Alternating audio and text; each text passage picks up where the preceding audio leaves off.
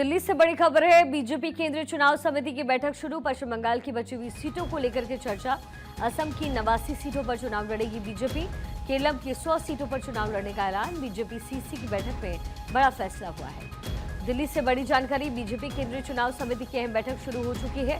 पश्चिम बंगाल की बची हुई जो सीट है उसको लेकर के इस समय मीटिंग में चर्चा। असम की 89 सीटें जिस पर चुनाव लड़ेगी बीजेपी।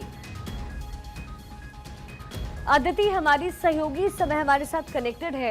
अदिति, जाहिर है 5 राज्यों में जो चुनाव होने हैं उसको लेकर के चर्चाएं लगातार हो रही है, लेकिन ऐसा लगता है कि बंगाल पे बहुत ही मुख्य फोकस रहेगा क्योंकि असम में तो पहले से ही बीजेपी की सरकार है।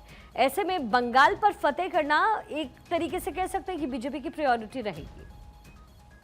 अभी तो भारतीय जनता पार्टी अगर कोई पार्षद निगम का भी चुनाव होता है तो उसको उसी तरीके से लड़ती है जैसे देश का चुनाव है।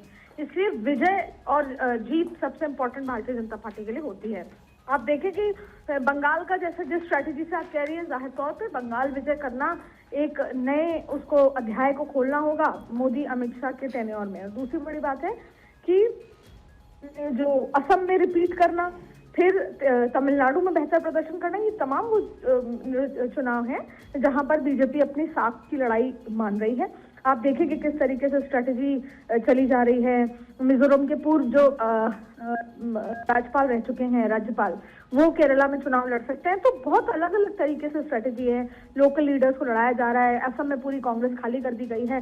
कल जैसे मैंने आपको 4:30 बजे हम बातचीत कर रहे थे तब भी मैंने आपसे यही कहा था कि कल और नई ज्वाइनिंग्स होंगी, तो कल भी कांग्रेस के कई झटके लगेंगे। बहुत सारी चीजें हैं। आज जब कोर ग्रुप की बैठक हुई, उसमें सीईसी की बैठक हुई, उसमें तमाम मुद्दों पर चर्चा हुई। असम की 89 सीट्स पर चर्चा होगी। कल दोपहर बाद उसकी लिस्ट आ जाएगी।